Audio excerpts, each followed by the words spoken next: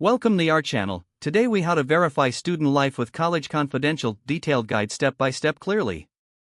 To verify student life with College Confidential, start by visiting the College Confidential website.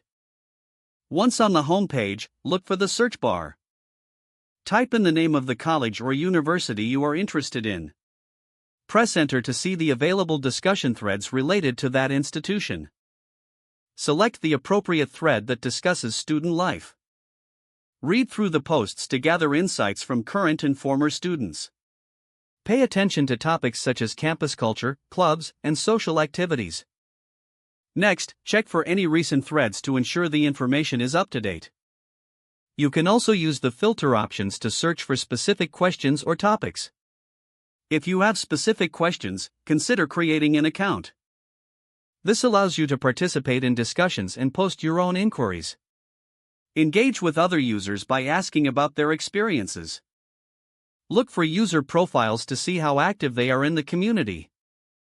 Take note of any trends or common themes in the responses. Make sure to cross-reference the information with reviews from other sources. This provides a well-rounded view of student life at the college. Finally, after gathering the information, reflect on how it aligns with what you're looking for in a college experience. If the page does not load, refresh the browser or try again in a private or incognito window. Make sure you are using the correct email address, then retype it carefully to avoid small typos. If your password is not accepted, use the reset option and create a new strong password you can remember. Check your spam folder for verification or security emails, then complete any requested confirmation steps. Enable two-factor authentication if available to improve account security and reduce unauthorized access risk. After signing in, review your profile details so your contact information and settings are accurate and current. If you see an error message, note it down and try again after restarting your device and internet connection. Log out when you finish, especially on shared devices, to keep your account and payment information secure.